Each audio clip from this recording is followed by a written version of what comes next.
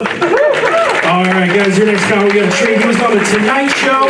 He was extra in Malcolm in the Middle. You can find him on WTMJ and WGN Radio in Chicago. Give it up for Brian Noonan.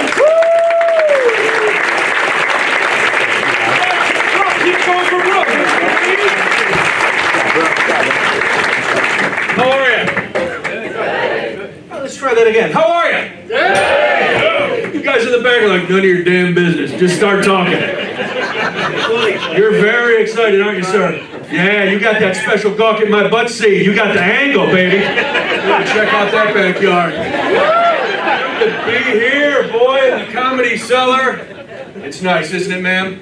You know, when I started in this business, I would tell people my dreams. I would say, one day, I'm going to be working in a basement. And not just any basement, a basement in Janesville, Wisconsin. And you know what they'd do, sir? They'd laugh at me. Ha! Who's laughing now?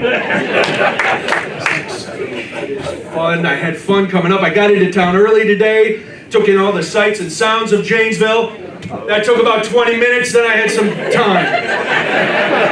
time to just think about my life and regret all my decisions. That's what I had. A lot of time for that, man. You know what I'm talking about, don't you? Yes, I know. I can see it on your face. Brian, I regret my decisions every damn day. I do have to ask you this, though. I was driving up today, and I was wondering, could you have any more dead animals on the side of the road, do you think? I'm coming in, every creature God created dead on the side of the highway. I was like a little kid trying to identify them. You know, roadkill see and say. The raccoon says, shoot a car!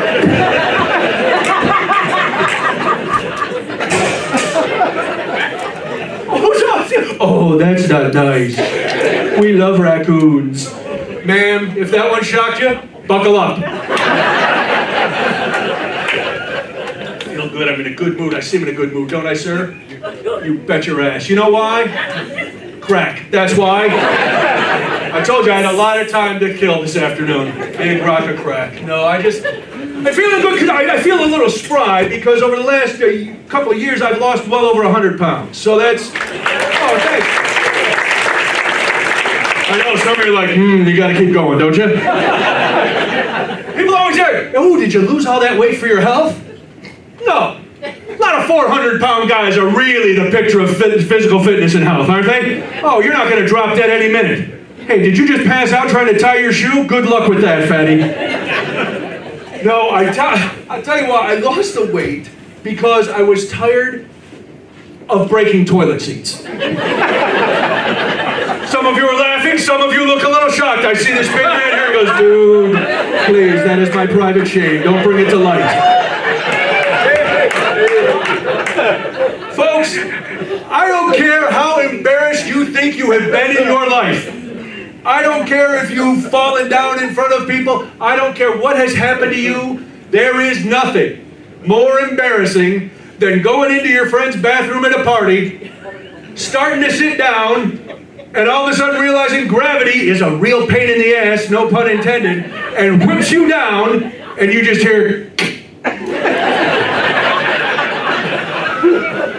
And then you just wait. Because you know what happened, right, sir? Don't be ashamed. It's a brotherhood, man. It's okay. Because it's horrifying. You're sitting there and you know what just went down, and you try to get up, and then the little ass hairs are getting caught in the crack in the wood. So you're trying to get up and you're getting a reverse Brazilian going, oh! I didn't think this could get any worse. And yet it is. It's like a Band-Aid. You just rip it off. And now you turn around and there's this cracked toilet seat with a pelt on it.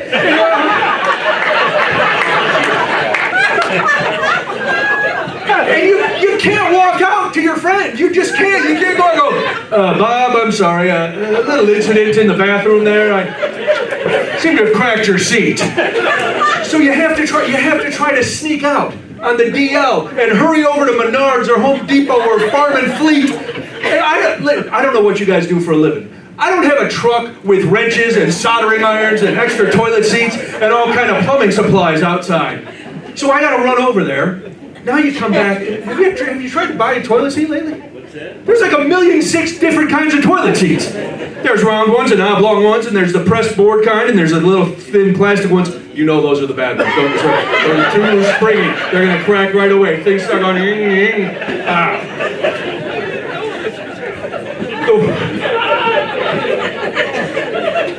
It's okay. He's very embarrassed. Don't be embarrassed. They all break. It doesn't matter what kind they are. If you drop a 400-pound man on a toilet seat, it doesn't matter. It could be made out of titanium. That shit is going to break. Because they put those little tiny things up front that are supposed to straighten it out, and it just provides the weird stress point. Anyway, we don't need to get into physics here, do we, sir? He's like, I failed physics in junior high. I don't want to get into it now. This happened last time that it happened. I was at my mother-in-law's house, which is horrible enough, the fact that I had to be at my mother-in-law's house. But we're there, and I go in, and, you know, I hear the sound, and I know this is bad. So I have to go to get a toilet seat.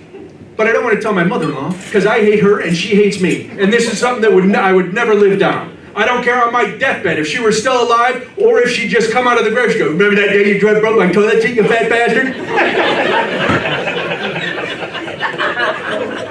So I have to go out. Now I gotta tell my wife that I have to run out to get a toilet seat before her mom decides to use this bathroom.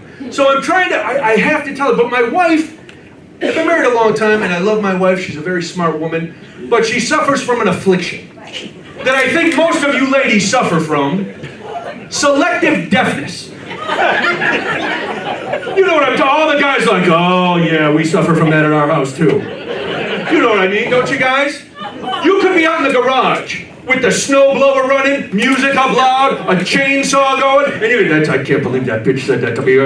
And she could be in the house, in the bathroom, in the shower, going, what the hell did he just say?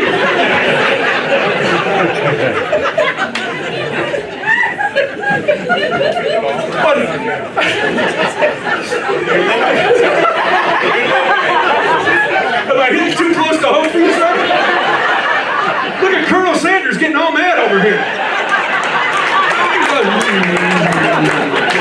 I'm gonna stop grooming my goatee for a minute. This show is not to my liking.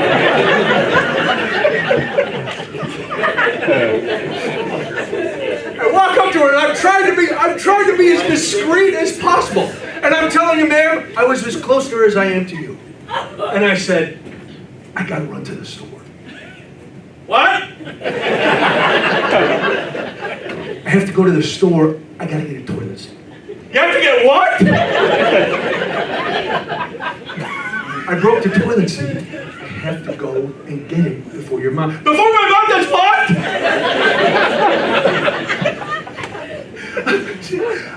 I'm going to get a toilet seat. Okay. I go out. I'm getting in the car. Like, I can't believe she's so goddamn deaf. What did he say?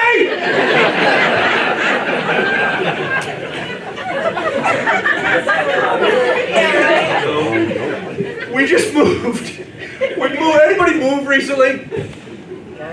We don't do anything here, Brian.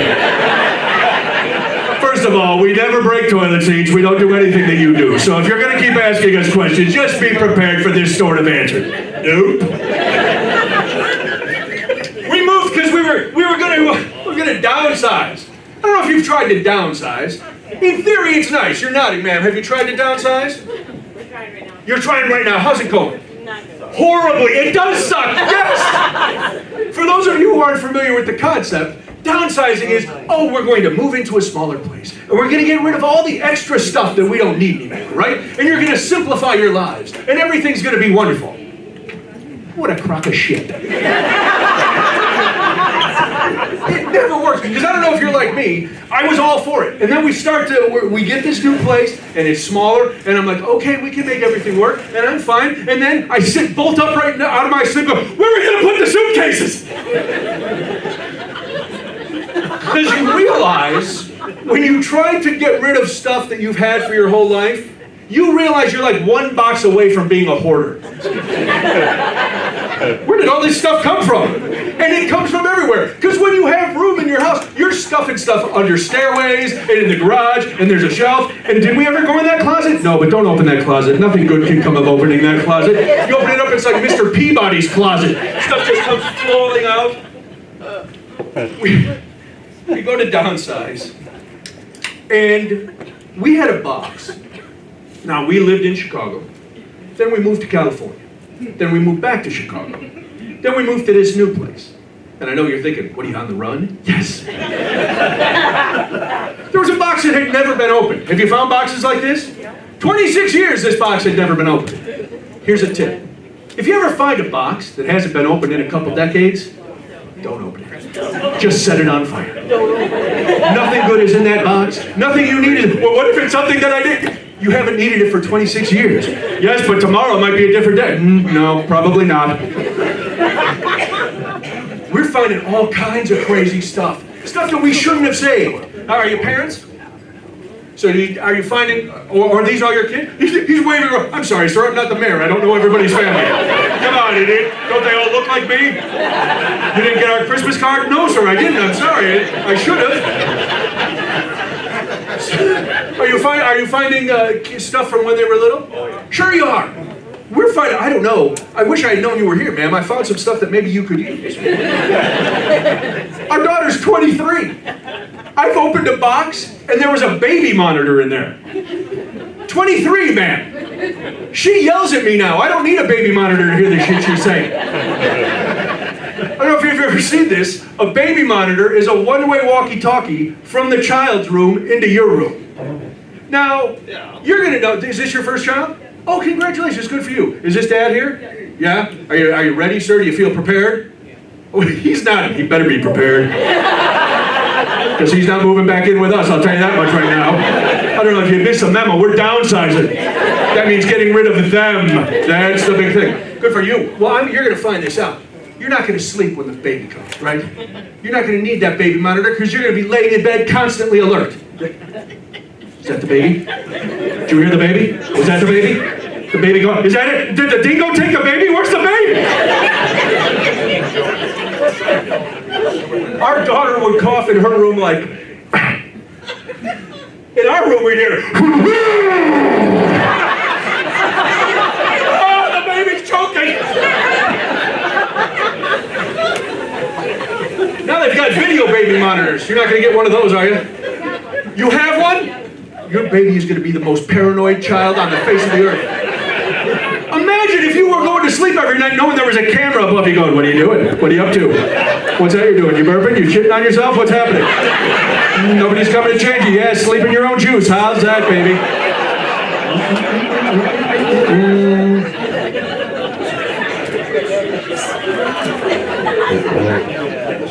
So we donate the baby monitor, and then I'm like, all right, well, this is good. I can get rid of that. Then we find the diaper genie. You have one of those too? You haven't used it yet, have you? No, you're not practicing? You should, because it takes some practice. I don't know how big your diaper would be, but unless your baby is some Amazon, I think it'll be more. If you've never seen a diaper genie, it is a testament to false advertising. Because they name it the genie, so that you think the smell will magically disappear. It does not. No, you're just brewing up a little Hiroshima cloud down there.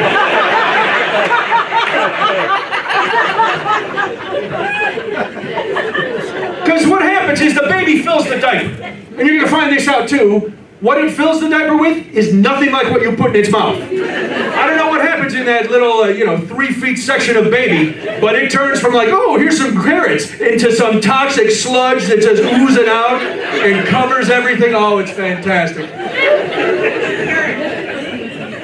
So the baby fills the diaper, you roll it up and you jam it down this tube. Then you turn the handle, it's ready for another one. About 40 diapers later, the genie is ready to pop out of the bottle. Now, ma'am, this is not a happy Walt Disney genie. I opened this thing up, there was an 8-foot stink sausage in her room. I'm trying to take it out to the trash, it looks like I'm leading the Oktoberfest parade. Big stein of beer, come on!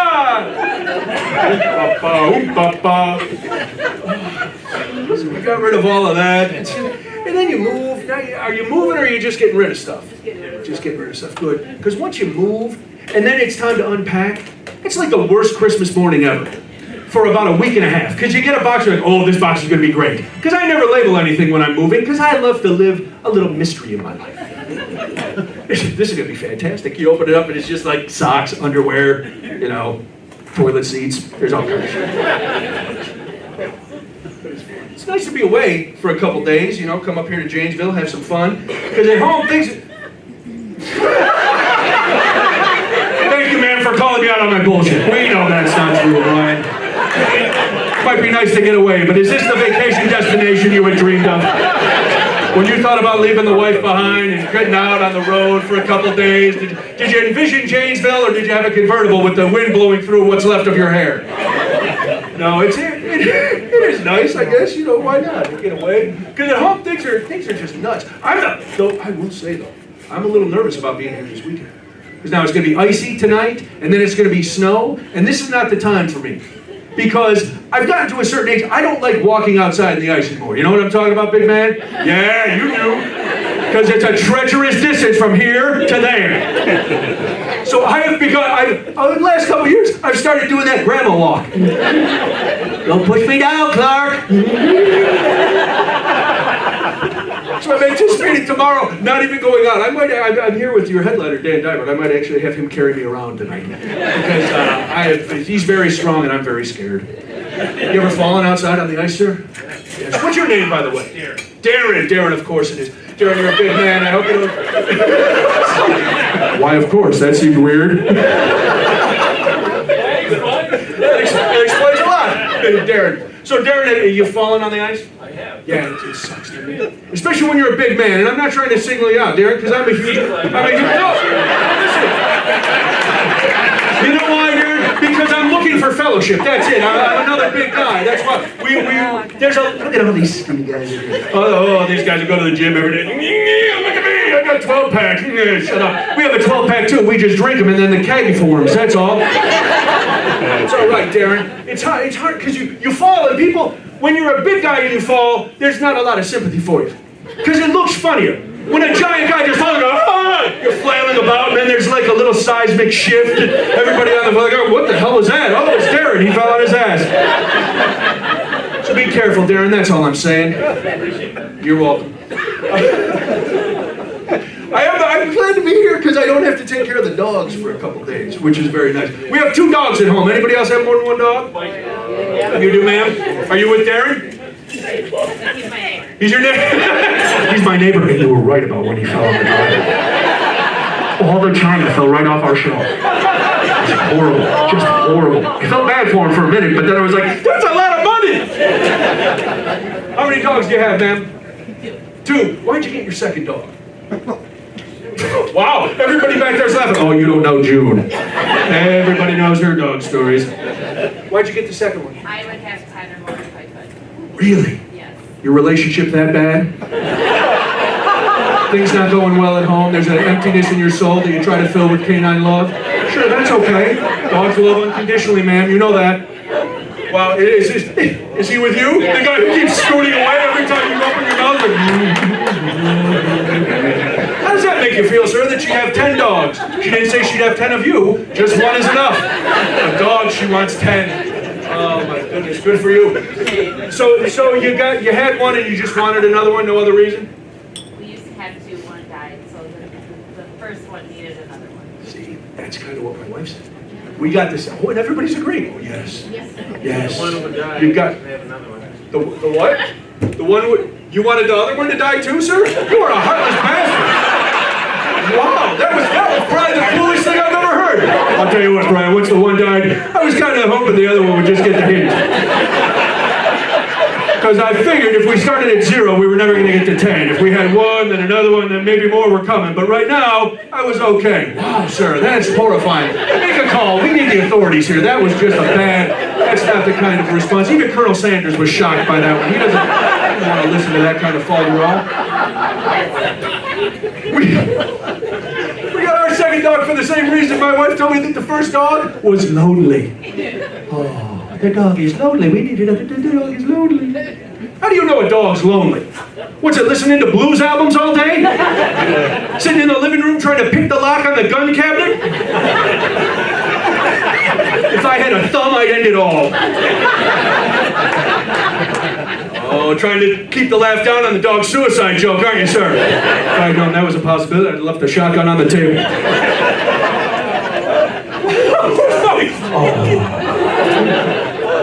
This is the comedy cellar. The reality cellar is next week. We're not really advocating for dog suicide here. Most of us. I had to do one of the worst things I've ever had to do a couple weeks ago. One of the dogs got sick. So I took it to the vet, and the vet told me he wasn't sure what was going on, but I had to make sure that we had to run some tests, so I had to get a urine sample from the dog. You're nodding, man. Have you had the pleasure of getting a urine sample from the dog? I've tried. You have tried? Yes, that's the key. Try it's impossible. The vet said, well, here's what you do. Get yourself a yardstick or a broom handle and tape a clothespin to the end of it. Easy. This guy's like, where do you cook with a clothespin? It seems like it would stop a flow, not really open things up. No, Mr. Science, you cook the clothespin out of a pie pillow. Oh, I just had a stroke. Did you see that, sir? That's why, Garrett. See, you're laughing. Whole left side of my body shut down. That's never good. Oh my God, thank God I'm wearing a diaper. You're stroking out right now. You're supposed to clip the clothespin onto a pie plate. There, that sounded better, didn't it, man? Are you having any fun at all? No, you look like I'm hassling you with a bus stop. Hey, what are you doing? How you got $1? Can I have $1? What do you... We sit up front every time we sit up front. I tell you, don't sit me up front. It's right up front. So, once you clip the pie plate on there, you are supposed to coyly slide the pan under the dog. Coyly. Like I'm trying to romance this beast. Hey, look at little one. Do you want to give Daddy some pee-pee? Come on, give me the pee-pee for the dad. You know you want to give me the pee-pee? Didn't work with my wife, didn't work with the dog.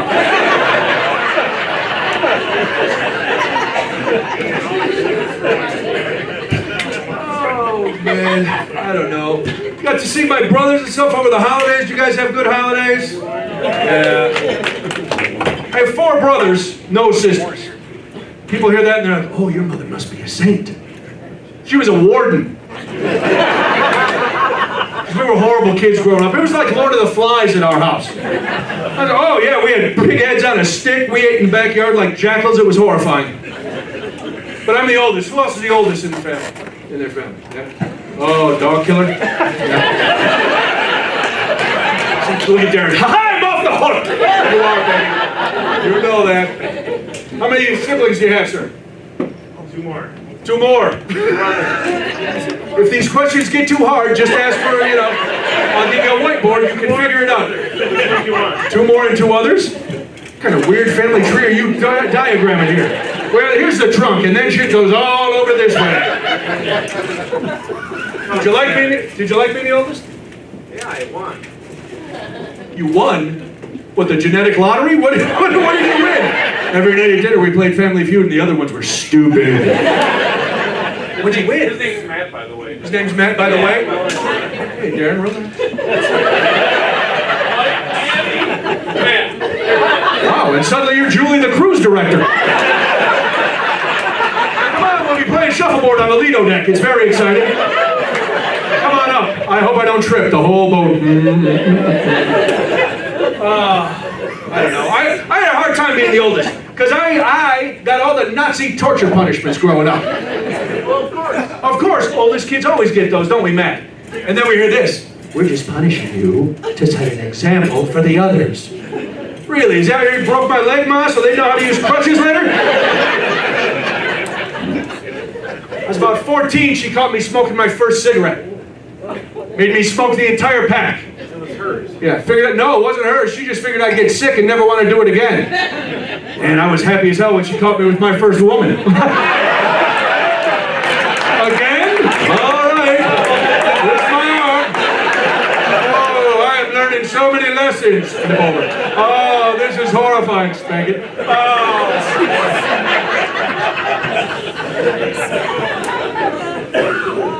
Oh, man, oh, man. Oh, a buddy of mine got married not too long ago, and he had me officiate his wedding. Yes, I know. It's as shocking to me as it is to you, man. He's like, really? He goes, yes. I want you to do it because you are a fountain of love and wisdom. And I was like, how many fingers am I holding up? Probably some been hit in the head.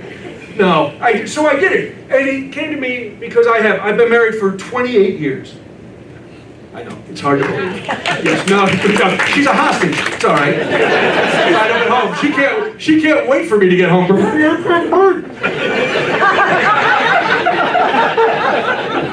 No, we are at that point where, people go, oh, 28 years, is everything still fresh? Are you still in love? No, in 28 years, it's a war of attrition. We're both sitting there going, we've put in too much time to quit. Screw you leave first. No, after 28 years, we're empty nesters now too because our daughter moved away, so you barely talk. You have sex. Never. I'm not joking about that, Colonel Sanders. I look at porn like scientists look at ancient civilizations. Oh, I remember that.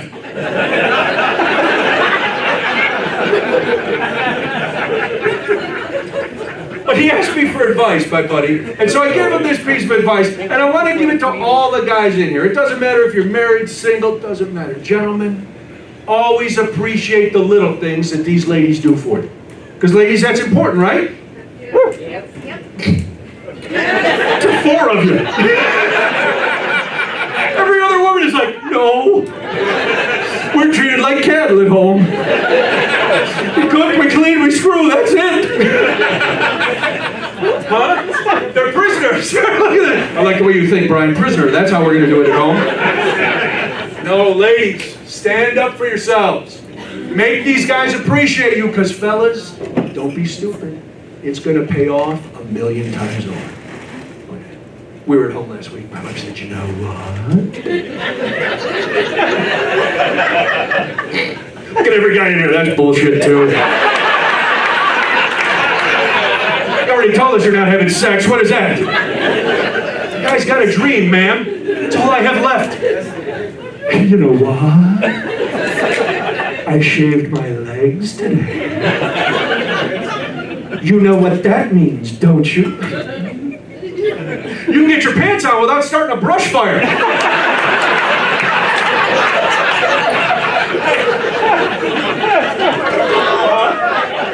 I'm here in the basement. How do you think it worked out for me?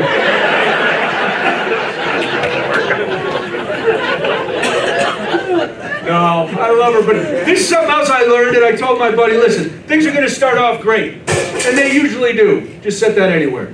We're done for had enough of this bullshit. I love when the staff turns and just start breaking stuff. Forget it! The longer you're married, or the longer you're in a relationship, ladies become a little too honest, don't they, sir? Oh, yeah. Yeah, very honest. Oh,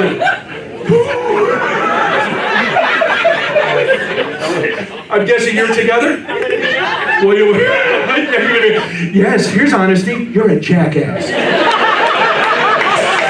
He's not the guy you should ever agree with.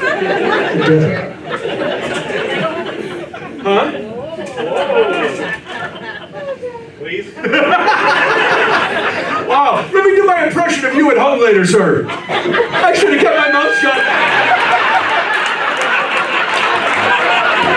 It was fine. I was almost to the end. I'd been quiet, everything was good. She was going to come home with me. It's Friday night. Friday night is fun night, you know? My wife has become a little too honest with me about things that I really don't need her to be that honest with me about. Now, this is an embarrassing little story, but we're all in the basement. She's not here, I'll tell you. We were in bed on shaving night. So I'm working it. That's how I look when I'm working it, ma'am.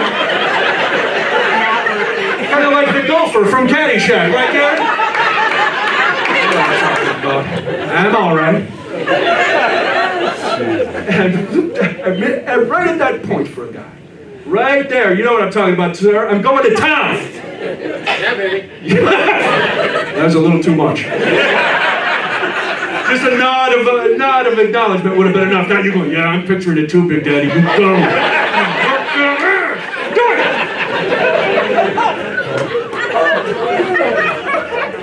I looked down into her face and expecting to see her in the throes of passion. And she's laughing at me. Look at all the ladies laughing. I'm like, what are you laughing at? You're making that face. So now the women are laughing. Because you know that face. Ladies, you've seen the look of love. Guys, if you don't know, it's tough. I'm like, what are you talking about? What face? You know that face. Right before you... That face, that...